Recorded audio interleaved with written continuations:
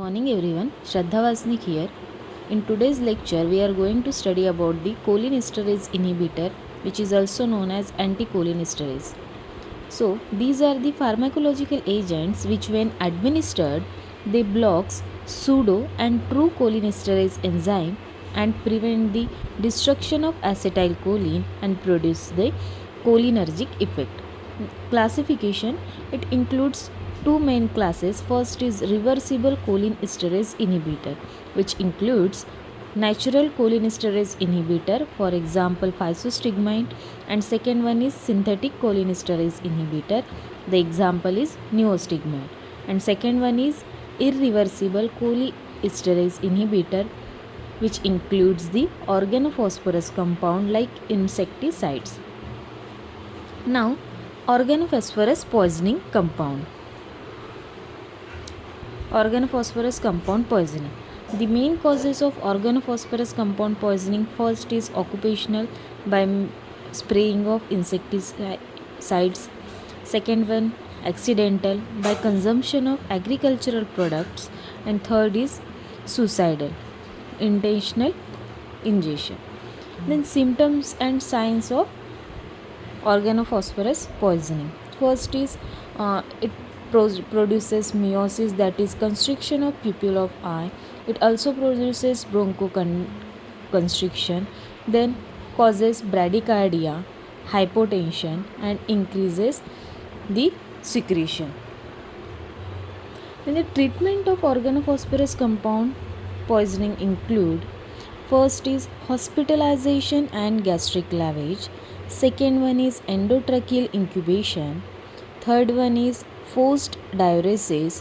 Fourth is administration of intravenous fluid. Then prophylactic antibiotics. The hospitalization and gastric lavage: if the patient is conscious and if within the 3 or 4 hours after the ingestion the patient is hospitalized, and the vomiting can be induced by syrup of ipecac or concentrated salt solution. And if in case the patient is unconscious, simple stomach wash and removal of gastric content is done. Then endotracheal incubation: if the respiration of the patient is slightly affected, then the oxygen can be given by nasal catheter.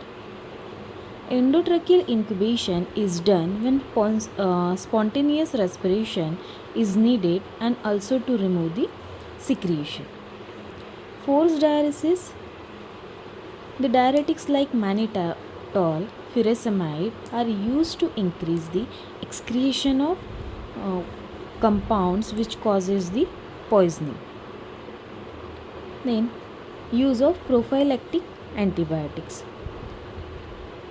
To prevent the infection, the antibiotics are used.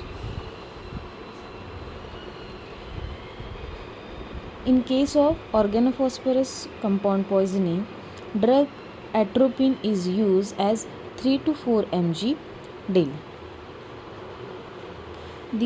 These are the treatment for the organophosphorus compound poisoning. Then physostigmine. Mechanism of action of physostigmine: on heart it decreases the CAR, which means it decreases the conductivity, contractility, automaticity, and rhythmicity of heart. It also produces decrease in heart rate, which is known as bradycardia, and decrease in blood pressure, which is known as hypotension.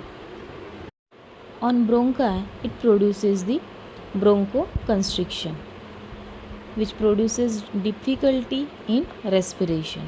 Then on eye it causes constriction of pupil of eye, which causes the relaxation of suspensory ligaments. It also decreases the tension on the lens. The reduction in the size of the pupil of eye is known as meiosis. Due to this, the focal length is also decreases.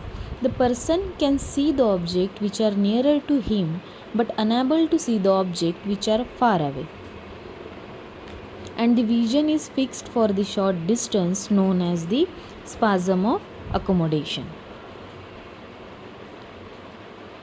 Then neostigmine. It acts by inhibiting the choline esterase, which produces the accumulation of acetylcholine. It increases the amount of acetylcholine during the nerve impulses. This is about the organophosphorus compound poisoning, physostigmine and neostigmine. And choline esterase inhibitor, which is also known as the anticholinesterase. Thank you so much for being there.